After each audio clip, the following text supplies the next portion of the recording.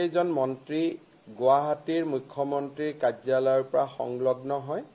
আৰু কেইবাগৰাকী মন্ত্ৰী ডিব্ৰুগড়ত উপস্থিত থাকে। আজিৰ কেবিনেটে প্ৰধানমন্ত্ৰী নৰেন্দ্ৰ মোদী ডাঙৰীয়াক ধন্যবাদ জনায় যে যোৱাকালি ভাৰত চৰকাৰে নামৰূপত 12.7 লাখ মেট্ৰিক টন ক্ষমতাৰে ইউৰিয়া আৰু এমোনিয়া প্লান্ট এটা নিৰ্মাণৰ বাবে অনুমোদন জনায় আৰু এই গোটেই প্ৰকল্পটোৰ বাবে 10,601 কোটি টকা ধাৰ্য কৰে। মই বিনম্ৰতাৰে সৈতে ৰাইজক জনাব বিচাৰিম যে এই নামৰূপৰ ইউৰিয়া প্লান্ট বা এমোনিয়া প্লান্ট নিৰ্মাণৰ ক্ষেত্ৰত প্ৰধানমন্ত্ৰী নৰেন্দ্ৰ মোদী ডাঙৰীয়াই কেন্দ্ৰীয় বাজেট আৰু এডভান্টেজ আসাম 2.0 ঘোষণা কৰিছিল আৰু এডভান্টেজ অসম কাৰ্যসূচীত যোগদান কৰি গৈয়েই প্ৰধানমন্ত্ৰী ডাঙৰীয়াই প্ৰথম সুযোগতে এই বিশেষ প্ৰকল্পটো কেন্দ্ৰীয় কেবিনেটৰ দ্বাৰা অনুমোদিত কৰোৱায়। আপোনালোক সকলোৱে জানে যে এই প্ৰকল্পটোত ভাৰত চৰকাৰৰ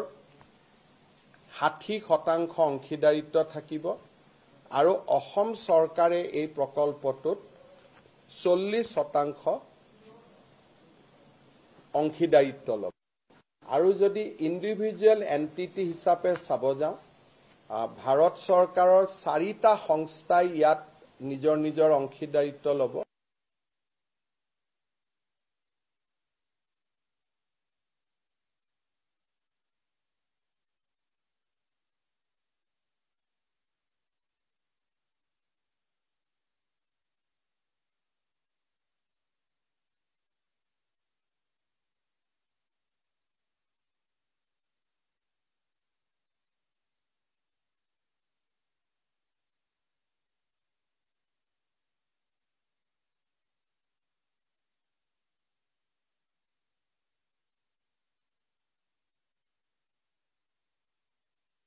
প্ৰয়োজনীয় যিখিনি কাম কাজ কৰিব লাগে সেইখিনি আমি সমাপন কৰিবলৈ চেষ্টা কৰিম। আজিৰ কেবিনেটে আমাৰ মৰাণ জনগোষ্ঠীৰ বাবে এটা গুৰুত্বপূৰ্ণ সিদ্ধান্ত গ্ৰহণ কৰে। আমি সকলোৱে জানো যে অৰুণাচল প্ৰদেশৰ বিভিন্ন স্থানত মৰাণ জনগোষ্ঠীৰ লোকসকলে বাস কৰে, কিন্তু অৰুণাচল চৰকাৰে তেওঁলোকৰ যিয়ে অসুবিধা নহওক কিয় এই যুৱক যুৱতীসকলক বা বাসিন্দাসকলক স্থায়ী নাগৰিকত্বৰ প্ৰমাণপত্ৰ নিদিয়া বাবে বা PRC নিদিয়া বাবে অৰুণাচলত তেখেতসকলে বিভিন্ন সুবিধাৰ পৰা বঞ্চিত হ'বলগীয়া হয়। বিষয়টোৰ সম্পৰ্কত অৰুণাচলৰ মুখ্যমন্ত্ৰীৰ লগত মই যোগাযোগত আছো, কিন্তু যেতিয়ালৈকে অৰুণাচলত এই সমস্যাটো সমাধান নহয়, অৰুণাচলত বাস কৰি থকা মৰাণ জনগোষ্ঠীৰ লোকসকলক আমি অসমৰ PRC দিবলৈ সিদ্ধান্ত গ্ৰহণ কৰিছো। ইয়াৰ ফলত তেখেতসকলে অসমৰ চাকৰিৰ বাবেও নিজক চাকৰিত তেওঁলোকে প্ৰাৰ্থিত্ব দিব পাৰিব। অসমৰ মেডিকেল ইঞ্জিনিয়াৰিং কলেজ আদিতো তেওঁলোকে অংশগ্ৰহণৰ সুবিধা পাব আৰু মৰাণ জনগোষ্ঠীৰ বাবে যি আমি ৰিজাৰ্ভেশ্যন কৰি থোৱা আছে তাতো তেওঁলোকে পৰীক্ষা দিবলৈ সুবিধা পাব। মই ভাবোঁ যে এইটো অসমৰ আটাইতকৈ প্ৰাচীনতম জনগোষ্ঠী মৰাণ জনগোষ্ঠীৰ বাবে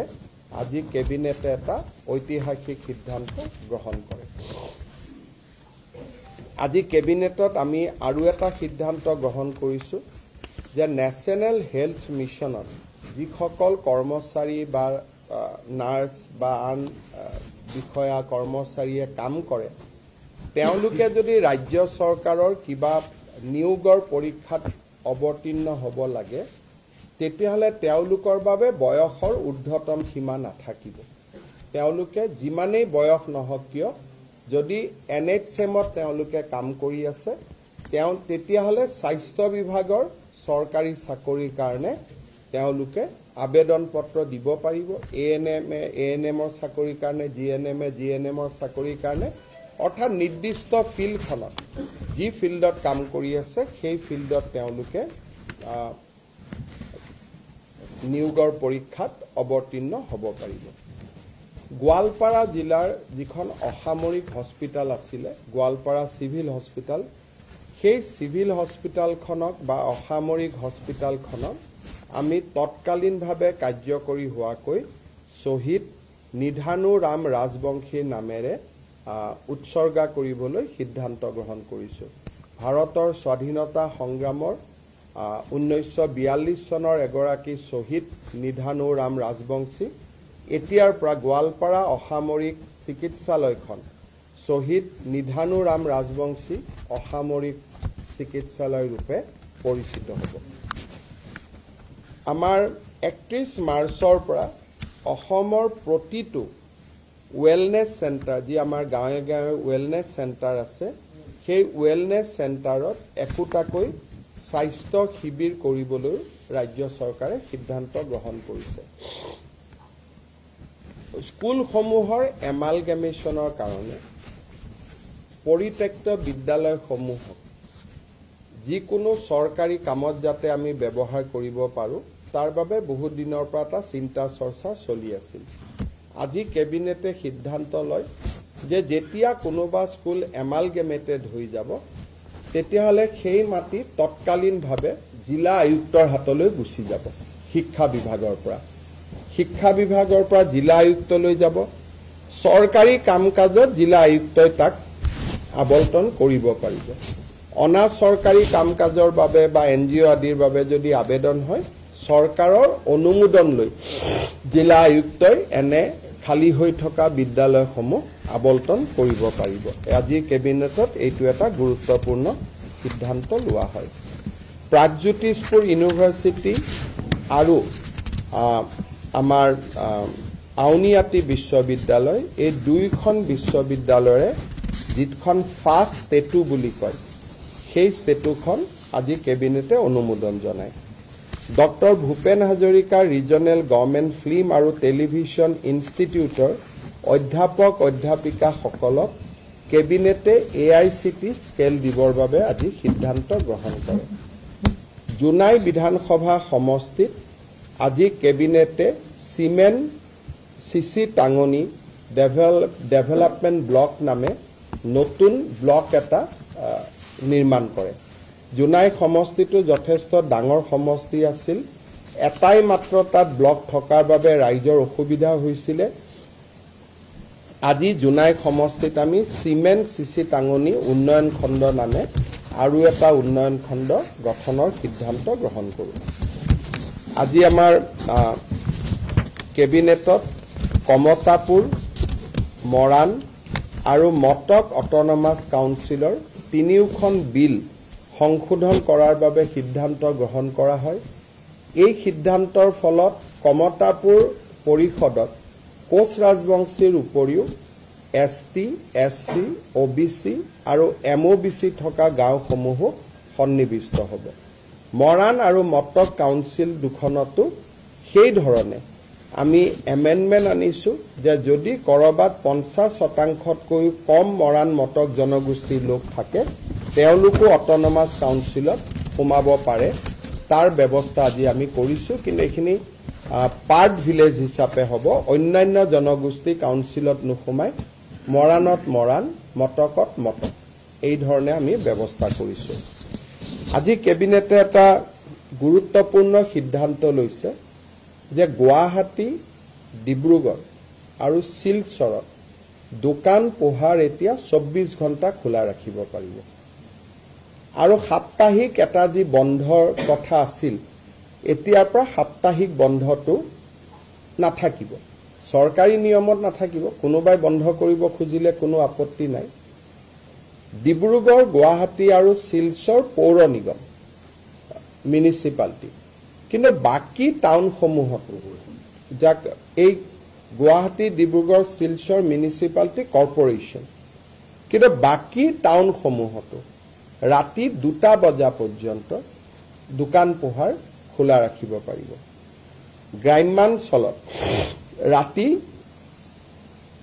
11 বজালৈকে দোকান পোহাৰ খোলা ৰাখিব পাৰিব,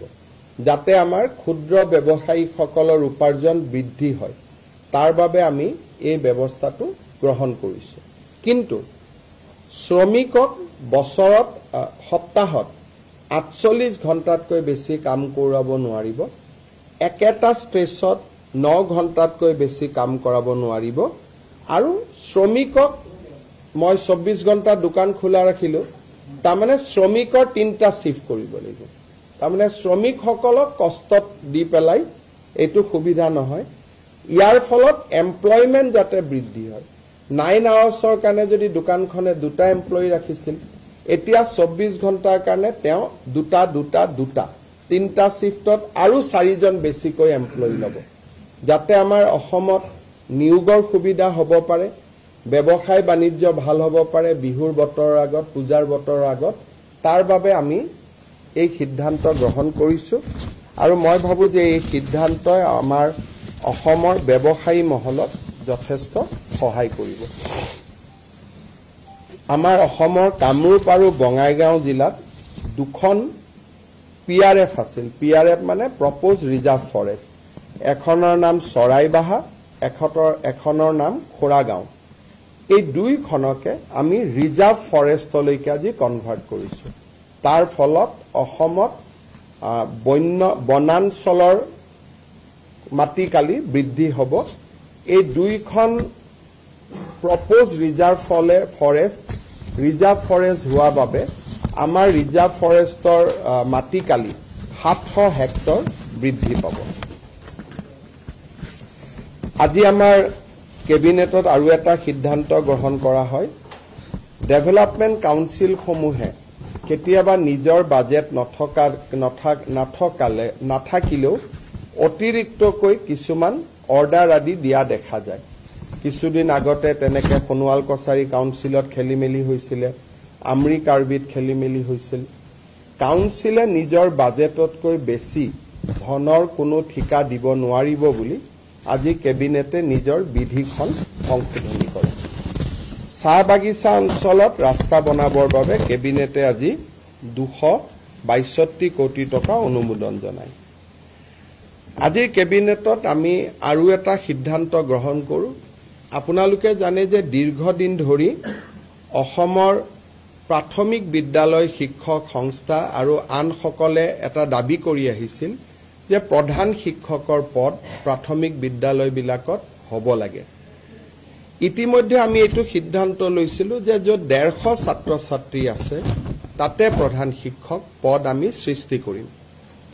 তাৰ পিছত আমি সিদ্ধান্ত ল'লোঁ যে 100 যদি ছাত্ৰ ছাত্ৰী আছে তাতো আমি এটা প্ৰধান শিক্ষকৰ পদ সৃষ্টি কৰিম। এই প্ৰক্ৰিয়া ইতিমধ্যে আৰম্ভ হৈছে। কিন্তু আজি আমি কেবিনেটত এটা খুব ইম্পৰ্টেণ্ট সিদ্ধান্ত লৈছোঁ যে যদি কোনোবা স্কুলত 50 জন ছাত্ৰ ছাত্ৰী আছে, 50 টোটেল যদি ষ্টুডেণ্ট আছে LP স্কুলত, এইটো UP আৰু হাইস্কুলক লৈ এইটো সমস্যা নাই, এইটো অকল LP স্কুলক লৈ সমস্যা আছিলে। যদি 50 জনো ষ্টুডেণ্ট আছে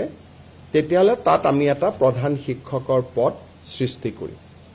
এই সিদ্ধান্তৰ ফলত বহুত দিন ধৰি প্ৰাথমিক শিক্ষক সন্মিলনী বা আন শিক্ষকসকলে কৰি অহা বিভিন্ন তেওঁলোকৰ ক্ষোভ বা প্ৰতিবাদ সামৰণি পৰিব বুলি মই বিশ্বাস কৰোঁ যে এতিয়া 50 জন ছাত্ৰ ছাত্ৰী হ'লেই এজন প্ৰধান শিক্ষকৰ পদ আমি স্কুলত সৃষ্টি কৰিম। আৰু এই প্ৰধান শিক্ষকসকল DDO হ'ব, তেওঁলোকৰ বিত্তীয় আৰু প্ৰশাসনিক ক্ষমতাও থাকিব। এতিয়া মই আপোনালোকৰ এটা বিশেষ ইতিহাসৰ পৃষ্ঠালৈ আপোনালোকৰ ধ্যান আকৰ্ষণ কৰিব খুজিম। অসমৰ প্ৰথমগৰাকী অকংগ্ৰেছী মুখ্যমন্ত্ৰী শ্ৰী গোলাপ বৰবৰাৰ জন্ম শতবাৰ্ষিকী 29 আগষ্ট 2025 পৰা আৰম্ভ হ'ব। অসমৰ ৰাজনীতিত আৰু আমাৰ জাতীয় জীৱনত প্ৰয়াত গোলাপ বৰবৰাৰ এক সাগৰ সমান বৰঙণি আছে। আমি সকলোৱে জানো যে 1968 চনৰ পৰা 1974 চনলৈ তেখেত ৰাজ্যসভাৰ সাংসদ আছিল। জৰুৰী অৱস্থাৰ সময়ত কংগ্ৰেছে তেখেতক কাৰাগাৰত নিক্ষেপ কৰিছিল। 1978 চনৰ 12 মাৰ্চ তাৰিখে অসমৰ 6জন মুখ্যমন্ত্ৰী হিচাপে তেওঁ দায়িত্ব গ্ৰহণ কৰিছিল। তেখেতৰ নেতৃত্বত 10 বিঘা মাটি পৰ্যন্ত খেতিয়কৰ খেতিৰ খাজানা মাফ হৈছিল। 10ম শ্ৰেণী পৰ্যন্ত সকলো বিদ্যালয়ৰ মাচুল মাফ কৰি দিয়া হৈছিল। চিকিৎসালয়ত গভৰ্ণমেণ্ট চিকিৎসালয়ত মাচুল নোহোৱাকৈ ৰোগী চোৱাৰ ব্যৱস্থা তেওঁৰ দিনতে আৰম্ভ হৈছিল। দয়াং বনাঞ্চলত থলুৱা লোকৰ মাটি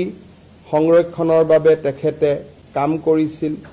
আৰু এই ধৰণে তেখেতে বহুবিলাক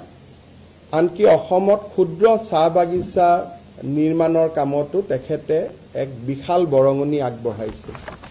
ৰাজ্য চৰকাৰে গোলাপ বৰবৰা ডাঙৰীয়াৰ জন্ম শতবাৰ্ষিকী গাম্ভীৰ্যপূৰ্ণভাৱে এটা বছৰ পালন কৰিবলৈ সিদ্ধান্ত লৈছে। 29 আগষ্ট 2025 পৰা আৰম্ভ হ'বলগীয়া এই জন্ম শতবাৰ্ষিকীত আমি কেনেদৰে পালন কৰিম তাৰ বিষয়ে নিৰ্ধাৰণ কৰিবলৈ মন্ত্ৰী ৰঞ্জিত কুমাৰ দাস, ডক্টৰ ৰণোজ পেগু আৰু অজন্তা নেওগৰ নেতৃত্বত এখন কেবিনেট সাব কমিটি গঠন কৰা হৈছে আৰু এই কেবিনেট সাব কমিটিখনে প্ৰয়াত গোলাপ বৰবৰাৰ পৰিয়াল আৰু তেওঁৰ সান্নিধ্য লাভ কৰা ব্যক্তিসকলৰ লগত আলাপ আলোচনা কৰি এটা বছৰজোৰা পৰিকল্পনা প্ৰস্তুত কৰিব যাতে গোলাপ বৰবৰাৰ আদৰ্শক আমি অসমৰ নতুন প্ৰজন্মৰ মাজলৈ লৈ যাব পাৰোঁ।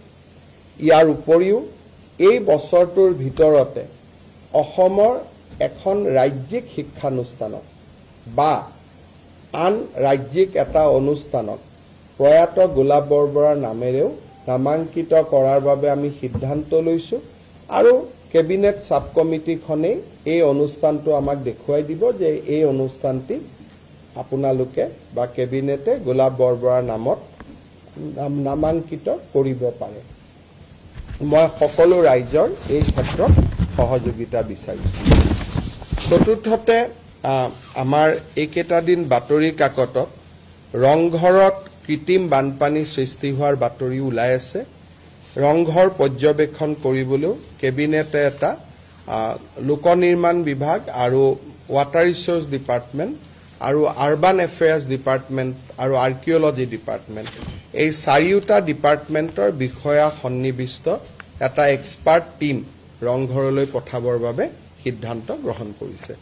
কেবিনেটত লোৱা সিদ্ধান্ত একেটাই আছিল। আপোনালোকৰ যদি কিবা সুধিব আছে সুধিব পাৰে। हिंदी में बोलने के लिए तकलीफ होगा, अभी इतना लंबा है, मुझको दोबारा आधा घंटा चाहिए। हमारे भारत सरकार की जो बजट थे उस बजट में नामरूप में एक 12 लाख मेट्रिक टन की यूरिया एमोनिया प्लांट बनाने का निर्णय लिया गया था। वही निर्णय को प्रधानमंत्री जी ने हमारे निवेश सम्मेलन में भी दोहराए थे। कल union cabinet under the chairmanship of our beloved prime minister है, उन्होंने ये पूरा प्रकल्प को स्वीकृति दिया। आज हमारे कैबिनेट ने प्रधानमंत्री जी को इसके लिए अपना कृतज्ञता जताया और हमारा आशा है कि प्रधानमंत्री जी अगले बार जब असम में आएगा, खास करके सितंबर अक्टूबर महीना में, उसी समय ये यूरिया एमोनिया प्लांट का शिलान्यास भी जरूर करेगा। हम प्रधानमंत्री जी को असम वासियों का ओर से बहुत बहुत धन्यवाद देता हूँ। अरुणाचल में जो हमारे मरान जनगोष्ठी का लोग है, अभी तक अरुणाचल सरकार उनको परमानेंट रेसिडेंशियल सर्टिफिकेट नहीं दिया है। जब तक अरुणाचल परमानेंट रेसिडेंशियल सर्टिफिकेट नहीं देगा तब तक असम सरकार उनको परमानेंट रेसिडेंशियल सर्टिफिकेट असम का देने का काम करूंगा। लेकिन हम लोग निरंतर प्रयास करूंगा कि अरुणाचल में भी वो लोगों को पीआरसी मिले। কেন্দ্ৰীয় মন্ত্ৰী নিতিন গাডকাৰী আজি ঘোষণা কৰিছিলে ৰাষ্ট্ৰীয় ঘাইপথ আৰু দলং ইত্যাদি নিৰ্মাণৰ বাবে 3 লাখ কোটি টকা পৰ্যন্ত দিয়া হ'ব আৰু আমেৰিকাৰ সমপৰ্যায়লৈকে লৈ যোৱা হ'ব বুলি মইতো ভাবো যে আমি যি ধৰণে নেশ্যনেল হাইৱে যোৰহাটৰ পৰা ডিব্ৰুগড়ত বনাই আছো আমি নেশ্যনেল হাইৱেৰ ওপৰতো হেলিকপ্টাৰো লেণ্ড কৰাম আৰু প্লেনো আমি লেণ্ড কৰাম এই বছৰটোৰ ভিতৰত আপোনালোকে তেনেকুৱা বহুত পৰিঘটনা অসমত দেখিবলৈ পাব যে অসমৰ ৰাস্তাত এয়াৰফোৰ্চৰ ফ্লাইট নামিব অসমৰ ৰাস্তাত হেলিকপ্টাৰ নামিব অসমত সুৰংগ হ'ব আজি কথা কলে মানুহে অলপ বিশ্বাস কৰিব বেয়া পায় কিন্তু দেখি থাকিলে বিশ্বাস কৰি গৈ থাকিব ডিব্ৰুগড়ৰ কথা নাই ডিব্ৰুগড়ত বগীবিল অলৰেডি বনোৱাই হৈছে কিন্তু টানেল নুমলীগড় আৰু গহপুৰৰ মাজত হ'ব কালি আমি ডিব্ৰুগড়ত আলোচনা কৰিছো কালি মিটিং ৰাখিছো ডিব্ৰুগড়ৰ ওপৰত কালি ডিব্ৰুগড়ৰ আৰ্টিফিচিয়েল ফ্লাডৰ ওপৰত আমি মিটিং ৰাখিছো তেতিয়া আপোনালোকক ক'ব পাৰিম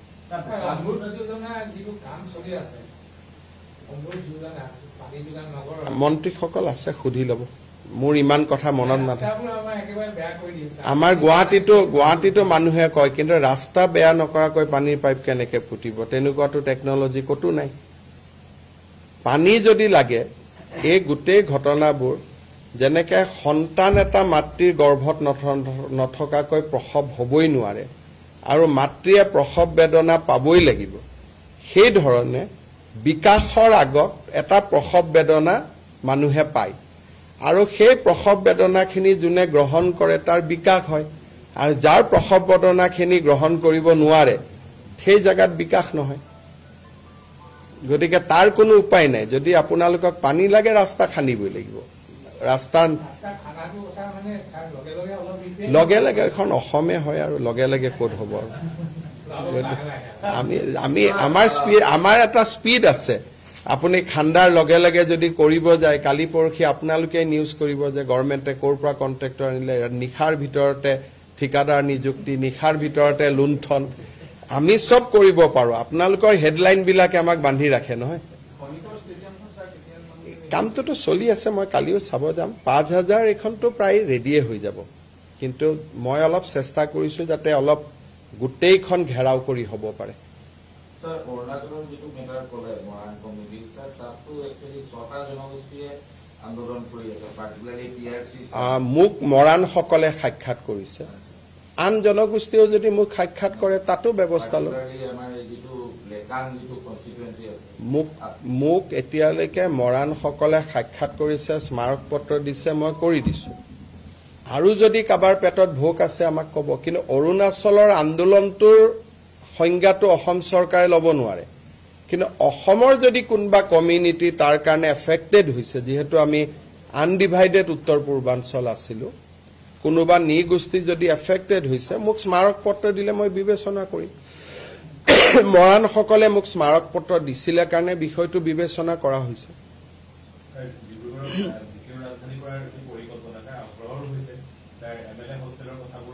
ইয়াতে কালি মই চাব যাম আমি কালি মাটি সিলেক্ট কৰিম এই বছৰটোৰ ভিতৰতে ডিব্ৰুগড়ত অসম বিধানসভা এমএলএ হোষ্টেল অধ্যক্ষৰ বাসভৱন এই গোটেইবিলাক নিৰ্মাণৰ কাম আৰম্ভ হ'ব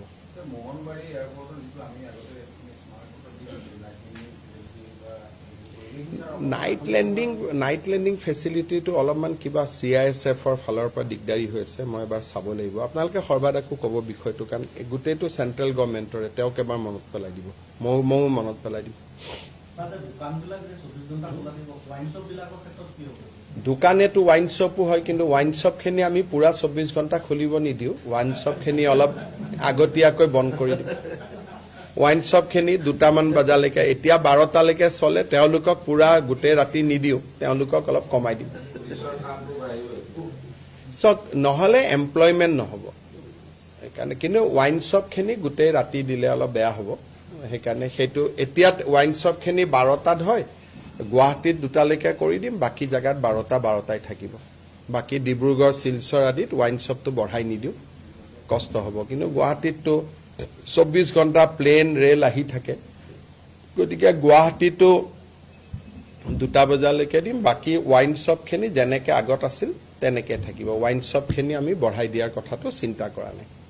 পিছত যদি কোনোবাই দাবী কৰে ৰাইজে কয় বেলেগ কথা কিন্তু আজিৰ মুহূৰ্তত আমি এইটো নৰ্মেল শপছ এণ্ড এষ্টাব্লিছমেণ্টৰ কাৰণে কৈছোঁ স্যাৰ বিহু কমিটিবিলাকৰ কাৰণে এইবাৰো কিবা ভবা হৈছে 1.5 লাখ টকাকৈ আমি দিম প্ৰত্যেকবাৰে দিওঁ এবাৰো দিম হ'ব